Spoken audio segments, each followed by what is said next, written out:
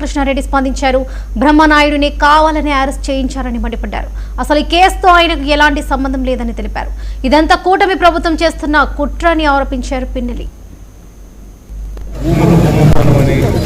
హెడ్లైన్స్లో చేసి ఈరోజు మా పార్టీ వైఎస్ఆర్ పార్టీ సీనియర్ నాయకుడు బ్రహ్మనాయుడు గారిని అక్రమంగా అరెస్టు చేసి కొంతమంది సునకానందం పొందుతూ ఉన్నారు. ఇక్కడ ఎక్కడా కూడా బ్రహ్మనాయుడు గారి ప్రమేయం లేదు. రమేష్ అనే వ్యక్తి అలా బంధువు, అతను ఆ ల్యాండ్ సంబంధించి కొనుక్కోవడం జరిగింది.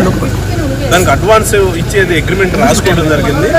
అగ్రిమెంట్లో కూడా అతను కూడా క్లియర్గా ఇవి ప్రభుత్వంతో ఏదైనా పెండింగ్స్ ఏదైనా ఉంటే అవన్నీ క్లియర్ అయిన తర్వాతనే మేము రిజిస్ట్రేషన్ చేయించుకుంటామని కూడా క్లాజు దాంట్లో అగ్రిమెంట్లో కూడా రాసుకున్నారు వాళ్ళు. దానికి సంబంధించి ఆ రమేష్ అనే వ్యక్తి ఇలా బంధువు అయినంత మాత్రం ఇప్పుడు కేసు పెడతారని అడుగుతా ఉన్నాం.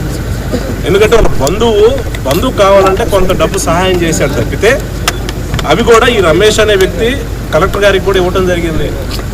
ఇవి ఈ గవర్నమెంట్ ఇచ్చిన ఒరిజినల్ జీవోలా కాదా అని వీళ్ళు చెప్తేనే ప్రభుత్వానికి తెలిసింది. సంబంధించి భూములు కుంభకోణం అని హెడ్లైన్స్. జనసేన రాజ్య